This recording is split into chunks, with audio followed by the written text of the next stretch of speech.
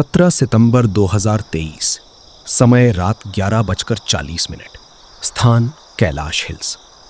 दिल्ली की उस रात में अजीब सी खामोशी थी, जैसे शहर खुद किसी अनहोनी का इंतजार कर रहा हो। सड़कें लगभग सुनसान थीं और ऊंची इमारतों के बीच फैली पीली रोशनी किसी डरावने रहस्य को छुपाने की कोशिश कर रही थी। उसी सन्नाटे के बीच एक आलीशान घर के अंदर कुछ ऐसा हो रहा था जो आने वाले दिनों में पूरे देश को हिला देने वाला था। ये घर था एक प्रभावशाली IRS अधिकारी राजीव शर्मा का, जिसकी पहचान सिर्फ एक सरकारी अफसर तक सीमित नहीं थी, बल्कि सत्ता और प्रभाव के गलियारों में उसकी गहरी पहुंच मानी जाती थी। उस रात घर के अंदर सब कुछ सामान्य नहीं था। बाहर से देखने पर यह एक परफेक्ट परिवार लगता था, लेकिन दीवारों के भीतर छुपी दरारें अब टूटने के कगार पर थीं। 22 वर्षीय आद्या शर्मा, जो एक होनहार छात्रा मानी जाती थी, पिछले कुछ महीनों से बेहद तनाव में थी। उसकी आंखों के नीचे काले घेरे, उसके चेहरे की थकान और उसके व्यवहार में आई खामोशी ये साफ संकेत दे रही थी कि उसके जीवन में कुछ गंभीर चल रहा है। लेकिन उस घर में किसी ने कभी खुलकर ये जानने की कोशिश नहीं की कि आखिर उसके अंदर क्या तूफान चल रहा है। राजीव शर्मा, जो अपने काम में बेहद सख्त और अनुशासित माने जाते थे, घर में भी उसी कठोरता के साथ पेश आते थे।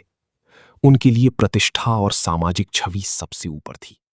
उनके करीबी लोग अक्सर कहते थे कि वो हर चीज को नियंत्रित रखने में विश्वास रखते हैं, चाहे वो उनका ऑफिस हो या उनका परिवार। दूसरी ओर संजना शर्मा, एक शांत और दबाव में जीने वाली महिला, हमेशा इस घर के माहौल को संतुलित रखने की कोशिश करती रहीं। लेकिन उनकी कोशिशें अक्सर राजीव के सख्त स्वभाव के आगे कमजोर पड़ जाती थीं। रात जैसे जैसे गहराती गई, घर के अंदर का तनाव भी बढ़ता गया। दीवारों के बीच गूंजती हल्की आवाजें धीरे धीरे तेज होने लगीं, लेकिन बाहर की दुनिया के लिए सब कुछ अब भी शांत था। करीब आधी रात के बाद अचानक सब कुछ थम गया। वो शोर, वो हलचल, सब कुछ एकदम से खत्म हो गया, जैसे किसी ने समय को रोक दिया हो। अगली सुबह सूरज की पहली किरण के साथ इस घर से एक खबर बाहर आई, जिसने पूरे इलाके को हिला दिया। आद्या शर्मा अपने ही कमरे में मृत पाई गई थी। पहली नजर में ये एक साधारण आत्महत्या जैसा मामला लग रहा था, लेकिन जैसे जैसे पुलिस जांच शुरू हुई, कहानी की परतें खुलने लगीं। मौके पर पहुंचे इंस्पेक्टर अजय राठौर ने जब कमरे का निरीक्षण किया, तो उन्हें कई ऐसी चीजें नजर आईं जो इस घटना को सामान्य नहीं बनने दे रही थीं। कमरे में फैली चीजों की स्थिति, आद्या के शरीर के निशान और कुछ ऐसे सबूत जो ये संकेत दे रहे थे कि ये सिर्फ एक आत्महत्या नहीं हो सकती।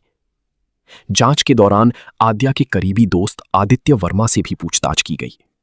उसकी बातें सतह पर तो सामान्य लग रही थीं, लेकिन उसके हाव भाव में एक अजीब सा डर और झिझक साफ नजर आ रही थी। ऐसा लग रहा था कि वो कुछ जानता है, लेकिन किसी कारण से उसे छुपा रहा है। पुलिस के सवालों के बीच उसकी नजरें बार बार झुक जाती थीं, जैसे हर जवाब के पीछे एक अधूरा सच छिपा हो। जैसे जैसे दिन बीतते गए, मीडिया की नजरें इस केस पर टिकने लगीं। एक उच्च पदस्थ अधिकारी के घर में हुई ये रहस्यमयी मौत अब सिर्फ एक पारिवारिक मामला नहीं रह गई, बल्कि ये सत्ता, दबाव और छुपे हुए सच का एक जाल बन चुकी थी। हर नई जानकारी के साथ ये साफ होता जा रहा था कि इस कहानी में जो दिख रहा है वो पूरी सच्चाई नहीं है। इंस्पेक्टर अजय राठौर के लिए यह केस अब सिर्फ एक ड्यूटी नहीं, बल्कि एक चुनौती बन चुका था। उन्हें यह एहसास हो चुका था कि इस घर के अंदर जो हुआ वो किसी एक रात की घटना नहीं थी, बल्कि महीनों से पनप रहे तनाव और रहस्यों का परिणाम था। हर सुराग उन्हें एक नई दिशा में ले जा रहा था, लेकिन हर दिशा के अंत में एक और अंधेरा खड़ा था। दिल्ली की भागती दौड़ती जिंदगी के बीच ये केस धीरे धीरे एक ऐसी पहेली बनता जा रहा था जिसमें हर जवाब के साथ और सवाल पैदा हो रहे थे। और इस पहेली के केंद्र में थी एक लड़की, जिसकी मौत अब सिर्फ एक खबर नहीं, बल्कि एक साजिश का संकेत बन चुकी थी। जांच आगे बढ़ने के साथ ही इंस्पेक्टर अजय राठौर ने उस घर के हर कोने को बारीकी से खंगालना शुरू किया। आद्या के कमरे में मौजूद हर वस्तु, हर कागज, हर डिजिटल डिवाइस अब एक संभावित सुराग बन चुका था। उसके लैपटॉप और मोबाइल फोन की जांच में कुछ ऐसे संदेश और नोट्स सामने आए जो ये संकेत दे रहे थे कि वो लंबे समय से मानसिक दबाव में थी। लेकिन ये दबाव सिर्फ पढ़ाई या निजी जीवन का नहीं था, बल्कि इसके पीछे कुछ और गहरा और खतरनाक था। कुछ अधूरे लिखे हुए वाक्य, कुछ मिटाए गए चैट और कुछ अनजानी नंबरों से आए कॉल, ये सब मिलकर एक ऐसी कहानी बुन रहे थे जिसमें डर और रहस्य दोनों बराबर मौजूद थे। इसी बीच पुलिस ने घर में लगे सीसीटीवी कैमरों की फुटेज खंगालनी शुरू की। फुटेज में रात के समय कुछ असामान्य हलचल दिखाई दी। एक समय ऐसा भी था जब कैमरों का रिकॉर्ड अचानक कुछ मिनटों के लिए बंद हो गया था। ये एक छोटा सा अंतराल था, लेकिन जांच के लिए यही सबसे महत्वपूर्ण कड़ी बन गया। उस समय के दौरान घर के अंदर क्या हुआ, ये अब भी एक रहस्य था, लेकिन इतना तय था कि उसी दौरान कुछ ऐसा हुआ जिसने पूरी कहानी को बदल दिया। राजीव शर्मा का व्यवहार भी जांच के दौरान सवालों के घेरे में आने लगा। एक तरफ वो अपनी बेटी की मौत को एक दुखद दुर्घटना बताने की कोशिश कर रहे थे, वहीं दूसरी ओर उनके कुछ पुराने रिकॉर्ड और कॉल डिटेल्स ये संकेत दे रहे थे कि वो पिछले कुछ दिनों से किसी दबाव में थे। उनके कुछ संपर्क ऐसे लोगों से भी जुड़े पाए गए जिनका नाम पहले भी विवादों में आ चुका था। ये बात जांच को और जटिल बना रही थी, क्योंकि अब ये मामला सिर्फ एक परिवार तक सीमित नहीं रह गया था। संजना शर्मा की चुप्पी भी अब एक रहस्य बन चुकी थी। हर सवाल पर उनका सीमित जवाब, उनकी आंखों में छुपा डर और उनके हाव भाव ये संकेत दे रहे थे कि वो सच्चाई जानती हैं, लेकिन किसी वजह से उसे सामने नहीं ला पा रहीं। उनके अंदर चल रही इस खामोश जंग ने इस केस को और भी गहरा बना दिया था। जांच के दौरान एक और चौंकाने वाली बात सामने आई जब आदित्य वर्मा की फोन रिकॉर्ड्स को खंगाला गया। उसमें एक ऐसी कॉल का पता चला जो घटना वाली रात ठीक उस समय की थी जब सीसीटीवी फुटेज बंद हुई थी। ये कॉल कुछ ही सेकंड की थी, लेकिन इसका समय और परिस्थिति इसे बेहद संदिग्ध बना रही थी। जब इस बारे में आदित्य से दोबारा पूछताछ की गई तो उसके जवाब पहले से भी ज्यादा उलझे हुए थे। उसकी बातों में बार बार बदलाव हो रहा था, जैसे वो सच्चाई से बचने की कोशिश कर रहा हो। जैसे जैसे जांच आगे बढ़ रही थी, इंस्पेक्टर अजय राठौर के सामने एक ऐसी तस्वीर बनने लगी जिसमें हर किरदार किसी न किसी तरह इस रहस्य से जुड़ा हुआ था। ये अब साफ हो चुका था कि आद्या की मौत एक अकेली घटना नहीं थी, बल्कि इसके पीछे कई परतों में छुपी हुई साजिश थी। दिल्ली की भीड़ भाड़ भरी सड़कों के बीच ये केस धीरे धीरे एक ऐसी गूंज बन चुका था जो हर तरफ सुनाई दे रही थी। मीडिया, राजनीति और प्रशासन, सबकी नजरें अब इसी पर टिकी थीं। लेकिन जितनी तेजी से सवाल बढ़ रहे थे, उतनी ही धीमी गति से जवाब सामने आ रहे थे। इंस्पेक्टर राठौर के लिए अब ये सिर्फ एक केस नहीं, बल्कि एक ऐसी लड़ाई बन चुकी थी जिसमें सच तक पहुंचना आसान नहीं था। हर नए सुराग के साथ खतरा भी बढ़ता जा रहा था और हर कदम पर यह एहसास गहरा होता जा रहा था कि इस कहानी के पीछे जो सच्चाई छुपी है वो शायद किसी एक व्यक्ति से कहीं ज्यादा बड़ी है। और इसी बढ़ते हुए तनाव और रहस्य के बीच एक ऐसा मोड़ आने वाला था जो इस पूरे केस की दिशा ही बदल देगा। जांच की दिशा उस समय अचानक बदल गई जब फॉरेंसिक रिपोर्ट सामने आई। आद्या के शरीर पर मिले कुछ सूक्ष्म संकेत इस बात की ओर इशारा कर रहे थे कि घटना के समय वो पूरी तरह होश में नहीं थी। कमरे में किसी तरह के बाहरी जबरन प्रवेश के स्पष्ट निशान नहीं थे, लेकिन शरीर की स्थिति और आसपास के वातावरण में मौजूद असंगतियां ये बता रही थीं कि उस रात जो कुछ हुआ वो साधारण नहीं था। ये अब एक ऐसे जाल का रूप ले चुका था जिसमें हर तथ्य किसी बड़े सच की ओर इशारा कर रहा था, लेकिन उस सच तक पहुंचना लगातार मुश्किल होता जा रहा था।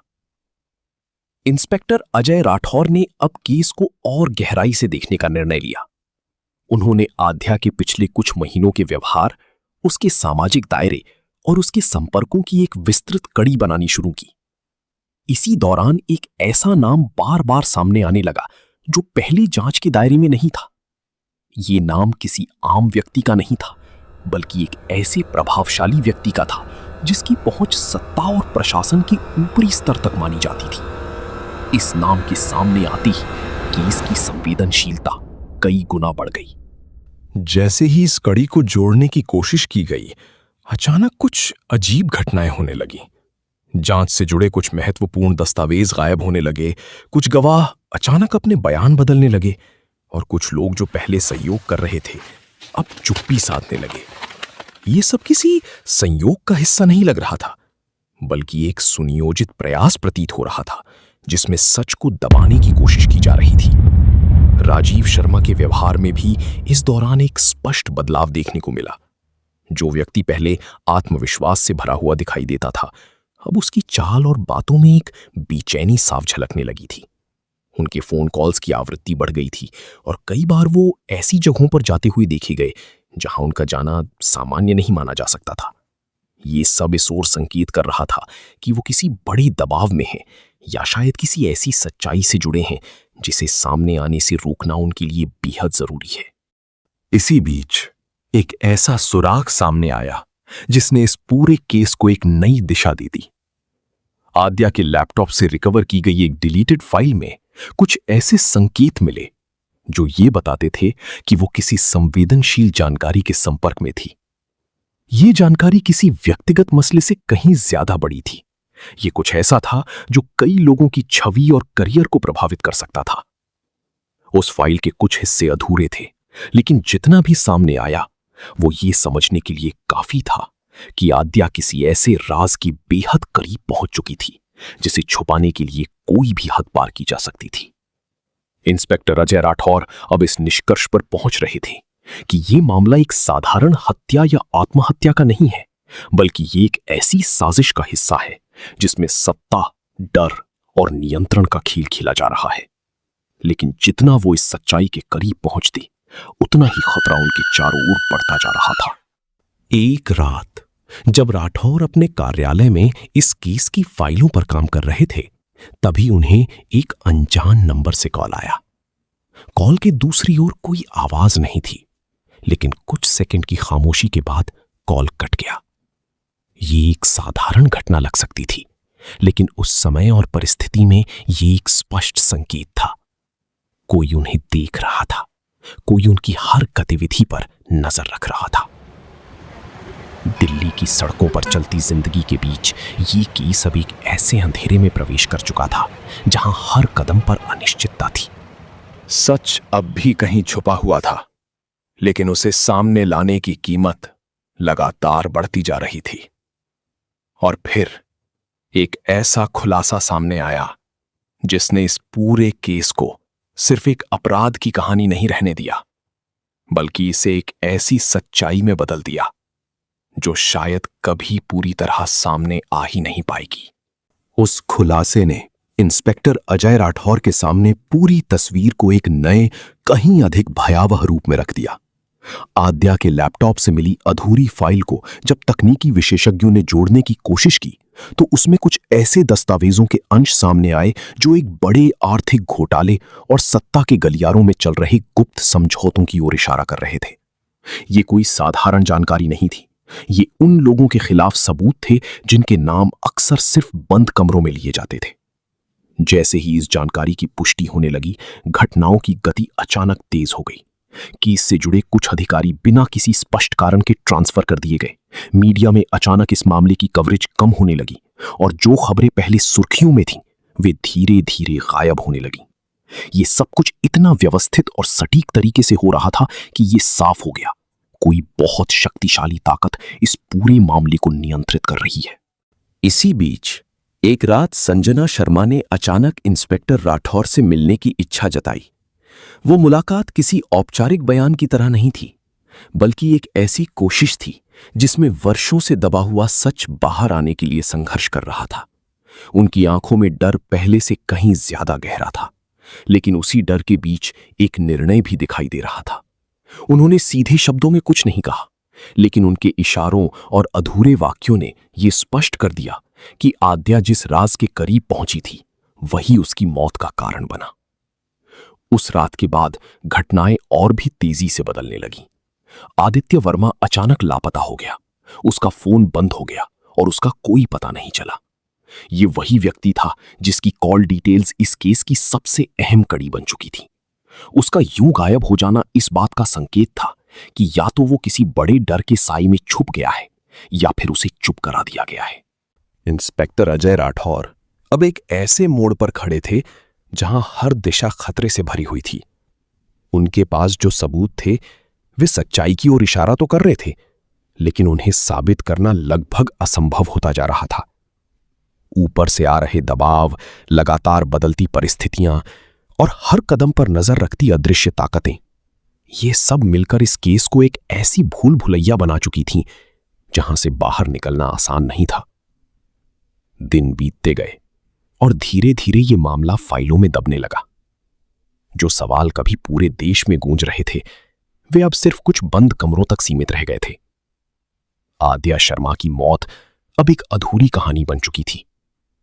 एक ऐसी कहानी जिसमें सच कहीं मौजूद तो था, लेकिन उसे सामने लाने की हिम्मत और अवसर दोनों ही धीरे धीरे खत्म होते जा रहे थे। कैलाश हिल्स की वही सड़कें, वही घर, वही दीवारें, सब कुछ वैसा ही दिखता था जैसा पहले था।